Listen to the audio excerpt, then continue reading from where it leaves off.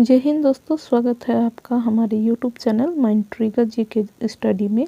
आज के इस वीडियो में हम प्रैक्टिस सेट 10 को कवर करने वाले हैं। तो चलिए बिना किसी देरी के शुरू करते हैं हमारा क्वेश्चंस का सेशंस। हमारा आज का सवाल है, इंसुलिन का प्रयोग किस बीमारी के उपचार में होता है? तो इंसुलिन का प्रयोग मधुमेह के उपचार में होता है। बिहू किस राज्य का प्रसिद्ध त्यौहार है? तो ये असम का प्रसिद्ध त्यौहार है। स्वामी दयानंद सरस्वती का मूल नाम मूल शंकर है। वेदों की ओर लौट चलो का नारा दयानंद सरस्वती ने दिया। सीवी रमन को किस वर्ष नोबेल पुरस्कार दिया गया? नोबेल पुरस्कार दिया गया था 1930 में। पोंगल किस राज्य का प्रसिद्ध त्यौहार है? यह है तमिलनाडु का प्रसिद्ध त्यौहार। मानव ने सर्वप्रथम किस धातु को प्रयोग किया? तो तांबा धातु को प्रयोग किया था। कोयले का सर्वाधिक उत्पादन कहाँ होता है? तो झारखंड में होता है। सिखों का प्रमुख त्यौहार कौन सा है? सिखों का प्रमुख त्यौहार है बैसाखी। मैक्सस पुरस्कार से सम्मानित होने वाले प्रथम भारतीय विनोबा भावे। रविंद्रनाथ टैगोर को साहित्य के क्षेत्र में किस वर्ष नोबेल पुरस्कार दिया गया? रविंद्रनाथ ठाकुर को 1913 में उनके पुस्तक गीतांजलि के लिए नोबेल पुरस्कार दिया गया था। दिल्ली भारत की राजधानी कब बनी? ये बनी 1911 में। पृथ्वी का विषुवतीय व्यास है 12,742 किलोमीटर। सबसे चमकीला ग्रह है शुक्र। संविधान के किस अनुच्छेद द्वारा हिंदी को राष्ट्रभाषा घोषित किया गया है? ये है अनुच्छेद 343।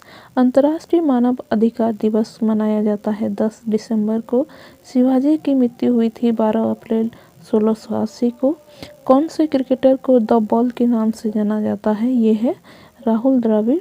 प्रथम विश्व युद्ध हुआ था 1914 में। सर्वप्रथम जजिया कर लगाने का श्रेय किसे जाता है? ये है मोहम्मद बिन कासिम। सौरमंडल के बाहर सीरियस नाम के चमकीले तारे को और किस नाम से जाना जाता है? तो इसे डॉग स्टार के नाम से जाना जाता है। मीठे पानी का सबसे बड़ा झील है बुलर झील।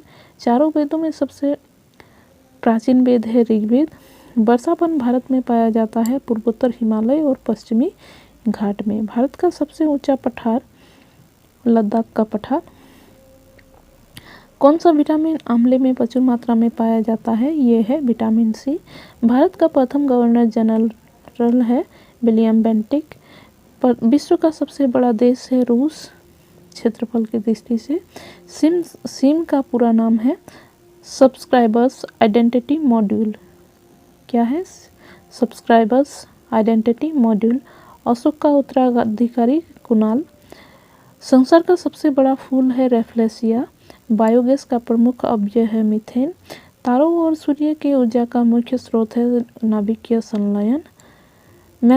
रमन मैग्सेसे पुरस्कार किस देश द्वारा प्रदान किया जाता है? ये प्रदान किया जाता है फिलीपींस द्वारा। कल्याणी के चालुक्य वंश की स्थापना तेलव द्वितीय ने किया। बतापी के चालुक्य वंश की स्थापना राजा जय सिंह ने किया। पुलकेशिन प्रथम, पुलकेशिन द्वितीय और विक्रमादित्य तथा कीर्तिवर्मन चालुक्य वंश बतापी से संबंधित है। कहाँ से संबंधित है? तो चालुक्य वंश बतापी से संबंधित है। किस राष्ट्रकूट शासक ने प्रतिहार वंश के शासक नागभट्ट द्वितीय को पराजित किया? तो ये है गोविंद तृतीय। हर्यक वंश का संस्थापक बिंबिसर। राष्ट्रकूट वंश का अंतिम शासक कृष्ण तृतीय। महाराष्ट्र में स्थित एलोरा और एलिफेंटी गुफाओं का निर्माण किस शासकों के शासनकाल में हुआ था? ये हुआ था राष्ट्रकूट शासकों के शासनकाल में। कौन से एकमात्र भारतीय वैज्ञानिक है जिन्हें भौतिकी के क्षेत्र में नोबेल पुरस्कार प्राप्त किया? तो ये है सीवी रमन। 1930 में इनको नोबेल पुरस्कार से नवाजा गया था और 1954 में भारत रत्न से नवाजा गया था। किसने न्यूटन से पूर्व बता दिया था कि सभी वस्तुएं पृथ्वी की ओर गुरुत्वाकर्षित होती है?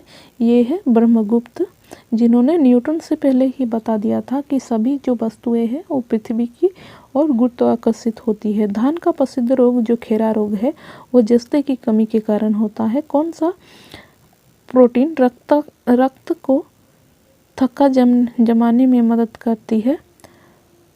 तो ये है फाइब्रिनोजेन। क्या है? फाइब्रिनोजेन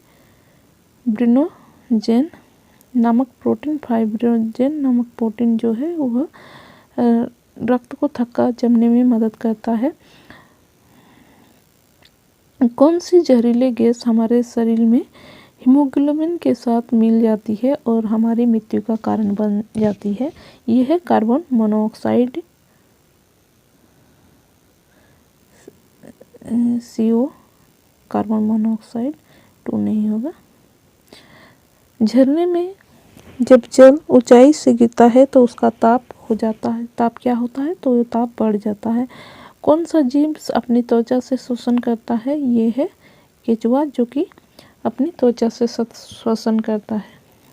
दोस्तों, वीडियो कैसा लगा? आप अपना फीडबैक हमें ज़रूर दें। वीडियो पसंद आए तो वीडियो को लाइक शेयर अवश्य करें। जय हिंद, जय भारत।